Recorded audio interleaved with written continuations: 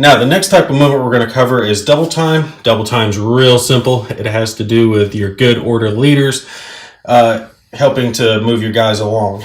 If you have a good order leader in the same hex with other squads, the other squads are going to get a +2 movement point bonus up to the leader's value. So our German squad here, their movement factor is a 4. While they're moving with our German leader, they will get a +2 bonus up to 6. But if their innate movement value was a 6, they wouldn't get it up to an 8. It wouldn't go higher than the leader's value in and of itself.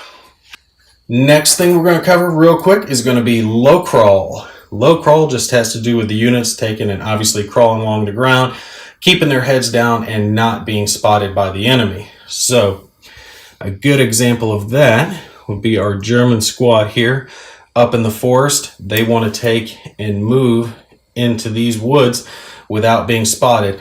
What it means is they're going to spend their entire impulse to move that single hex, but it cannot cost equal to or greater than their movement point allowance to conduct that low crawl. So since it costs 2 to move into this hex, they're fine with their movement point value of 2. But let's say it costs 4 to move into that hex, they could not low crawl into that hex. It would have to be under their movement point allowance.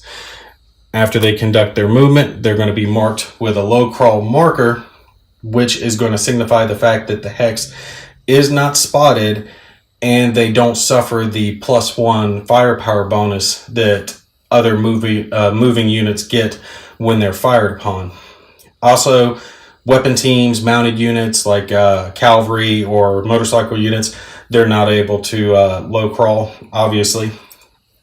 Last thing, you can low crawl between hexes within hexes. Now, what I mean by that is, let's take a bunker here as an example. If this German squad were in the hex that the bunker is in, he can low crawl inside the bunker. You would take and put him underneath the bunker marker to take and signify that he was in there, and he conducted a low crawl action in it.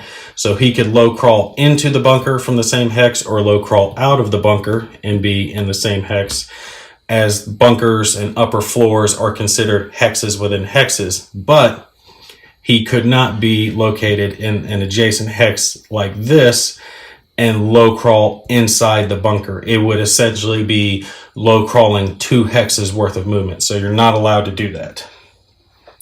Last type of movement we're going to be covering is going to be stealth movement. And this is the yellow boxes I had referenced earlier, like with this Belgian squad.